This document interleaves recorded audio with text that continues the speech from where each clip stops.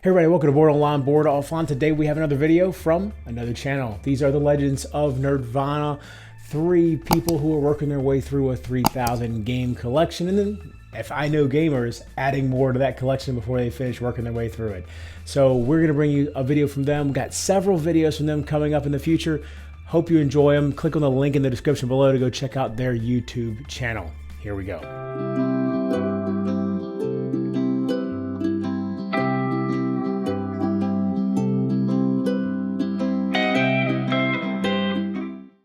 Hello everyone, today we got to play Tyrants of the Underdark. This is a area controlled deck builder. But before we get into that, hit the subscribe button and the notification bell because we're awesome. Because we're cool. Because we're cool. And we talk about board games. Lots of talk about board games. But Robert, tell us more about it. So, Tyrants of the Underdark. This came out in 2016. Board Game Geek rating of 7.9. Plays 2 to 4 people. Designer, Peter Lee, Rodney Thompson, and Andrew Veen. Now, the artists, I'm only going to list a few. We got Rob Alexander, Alex Apron, David Bader, and John Paul Baumet, but they list 53 more artists after that. Well, what about all those other people? They're going to feel left out. You're right, but I didn't think we wanted to take the whole video up listing just artists. So I took that under consideration and made the decision myself. This was published by Gale Force 9. MSRP is $75, but this is like out of print for a while, so you're not going to be able to really find a copy unless you go third market. I think it's supposedly coming back in. I heard that they're reprinting it, but I don't know when. Yeah. But eBay listing right now, $199. Wow. Okay. And there is an expansion that was made for this that adds 2 more factions to it. Did we get it? I think I don't so. think you do. Oh, I don't? I didn't see them in the cards. Okay. Well, I don't have it in cards, but I think I might own it. Oh, it might be a shrink separate wrap box somewhere. Oh, yeah, it's probably in the shrink wrap. abyss. Yeah. In the abyss downstairs. Yeah. So. It's in the real Underdark. All right, so let's talk about quality of pieces. So all the cards are sleeved. Did the sleeves come with, or is this an addition? No, it's extra. But the amount of shuffling you do, like a traditional deck building, you probably the cards are pretty flimsy, and there's no texture. You need sleeves. Yeah. And they all say Minion in big letters in case you can't figure out where they go. So it's a very generic card. I sleep mine too because I love this game. I have it as well. And then you also have the different player colored shields that have each shield has actually a different symbol in it. I thought that was really cool. Not only is the color different, but the shield icon is different. So for those with color blindness, may being an issue. But the colors that they chose, I think, are vastly different, where I don't think that's an issue but anyway. These are not white chocolate chips. Don't try to put them in cookies and melt them. Right. They look like them. No, they don't. No, they don't. I have not seen any white chocolate chips that look like a shield with swords on it. Yep. Then you also have the spy that are actually little miniature people, which I thought was they're pretty all cool. the same, though. Just player color is different. Yeah, the player color itself but is the different. mold's the same. Yeah. Then you have very thick cardboard victory tokens, which, but you know. And then you got city markers for control. Yeah. And then obviously the player board. So there's a lot of good stuff about this game. Well, the player board doesn't, or the main board does not sit flat on the table. It bows. Does not. Yeah. But I like all the miniature pieces. So for that reason, I'll give this a 7 because I like all the little shields and little people. I think 7 is a good score. I'm probably there with you on a 7 just because there's so many little crafted pieces. Okay. So moving on to theme, obviously this is very... If you didn't know, this is a D&D based game. Yeah. So. And it feels like that. The cards are absolutely fantastic. The art on them is truly beautiful, gorgeous, and so many. It's beautiful. The art's fantastic. If you're a fan of the Forgotten Realms and specifically the Underdark portion of the Forgotten Realms, you will love this game because it's just steeped in D&D lore. I mean, there's all kinds of cool flavor text on the cards, a bunch of flavor in the rule book that we'll get to. You'll recognize the names of the different creatures and the characters and stuff in here. It's just, it's really, really cool. I knew Skullport. That's the only thing I knew. And that is because of Lords of Waterdeep. Exactly. But that's the one I recognize. I'm like, hey, Lords of Waterdeep, right there. It's got all the Drow factions in it. It's like, it's got all kinds of cool stuff in it. You'll love it. So definitely really cool on theme, but give it a score. Seeing as how I'm pretty familiar with this stuff, I liked it a lot. I'm gonna give it an 8.5 for me. Oh wow! I really what about it. you, Randy? What are you thinking? I think it's kind of layered on. It's an area control game, and yes, I mean, if you know the creatures, I'm sure it is thematic from the names of the creatures and such. But the characters don't. The effects of the cards don't tie into the characters really. You know, they just have an effect on a card. And they assign them a value of strength, which is going to assign the codes. I can't see giving it above a 7 for me. I'm kind of in between you guys. I feel like if I knew the world better, I would appreciate it more. But the art is absolutely gorgeous. So yeah, it is so good. I think I'll just split it down the middle, 7.75. Well, That's the way I roll. So moving on to rules, though. So the rule book is kind of interesting how it's set up. It's a 22-page book. 7 of those pages is purely basically backstory on each of the locations, and they even have pronunciations for each of the names of them. Yeah, because some of the words, that's super cool. Yeah, some of them is hard to, if you just look at them, you're not going to know how to pronounce it. Yeah. I'll tell you right now, I ain't going to even try. Menza is probably the only one that I can easily pronounce. Yeah. And Skullport.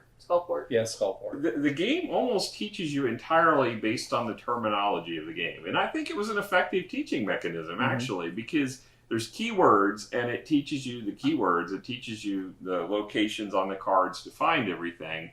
But, you know, there's no real story or turn order or any of that is not really key to this. It's all about playing your cards. It tells you can play them in any sequence, and but then after that it goes into the keywords, and that's it. And once you start playing, it's like that's all you really need. It's not that complex of a game. It really isn't. And so you've got your cheat sheet on your boards, your player boards, which I think is pretty effective. It gives you all the actions you can take. And then the only grievance I had about the rule book is the setup. In the setup section, it goes through a text description of the setup, but then it says game setup example, and it shows the player board set up on the board with no figures on it. So it's like, okay, that's a setup example. It's just setting the board out on your table. And we got that. Yeah, we figured that part out. Put it in the center of the table. Done. And we were done. Player boards around it. We met the example. That's all you get. There's no figures on it. So that was very odd. But thankfully, it's not hard to set up either. No, it's pretty clear to set up. I think I'll give it an 8 just because it's pretty cool how they did it. But I wish they would have given it, if they'd given example. the example to actually have any purpose whatsoever.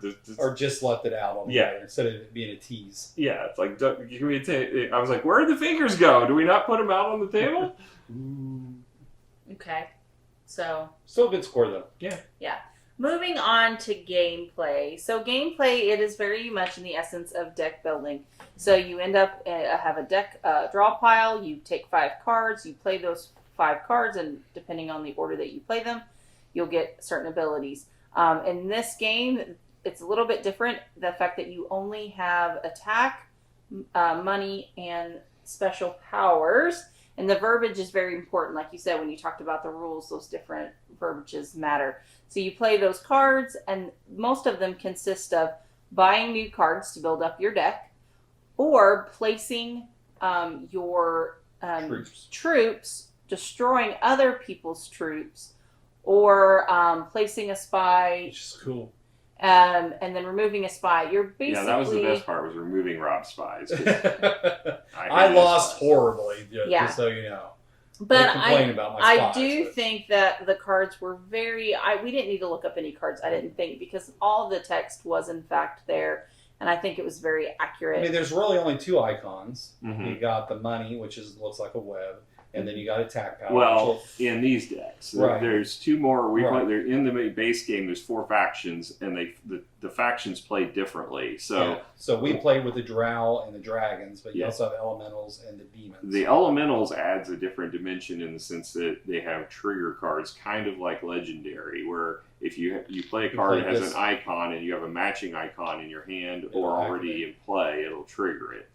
So either it plays similar to that. The other one, we didn't really look into it, but it's the demon deck, and that deck adds a whole nother deck. And my guess is that's going to be kind of like curses in Dominion, but we didn't really look into it. So I'm eager to try those two decks once we do. And then there's the expansion, which I got to find now. Yeah, I got it if you don't. Yeah. So overall, though, I actually really enjoyed this game. Oh my gosh. I did. I like the deck building aspect, of course. The mechanism that I really liked is the promotion. Mm-hmm. Instead of just trashing a card, which we all do in deck builders, you actually promote them. And I felt like, oh, look, I'm sending you off and to do better things, and I get your victory points, And so it's not just actually, a complete... she was burying them in the crawl space. Or in the wall. I am not.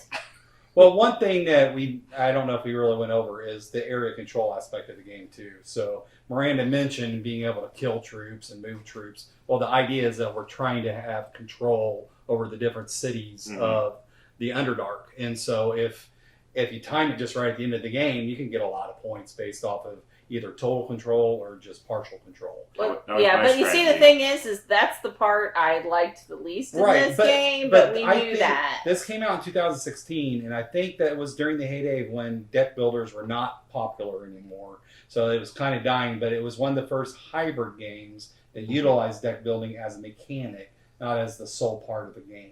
And that's one of the reasons why I liked it so much when it came out, because it was fresh. We talk about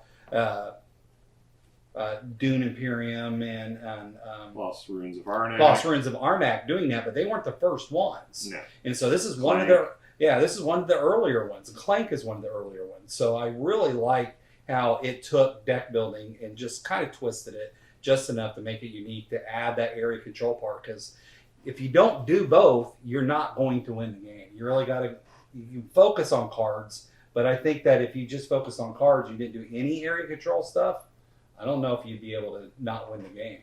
Well, I mean, I think Miranda pulled off a pretty close she came strategy close, with but what she did. But you got a lot of points on the board. Well, honestly, the only reason why I think that really hit is when both of you, with this one area, we kept going back and forth in this area, and I think maybe I should have just abandoned that and kept moving up, because you guys were... ultimately did. I just bowed out for most of it, and then I came back and took it at the end. Right, and I feel like I wasted a lot of time gaining nothing, which I think is why Randy took the lead, because I think I kind of had it until there when I wasted 2 rounds just trying to deal with that when I should have just walked away because it wasn't worth it. Well, there was that, and the fact that I had all of these troop deployment cards, so I was able to drop 3-4 troops with each card I was playing. So on one turn, I played 10 troops.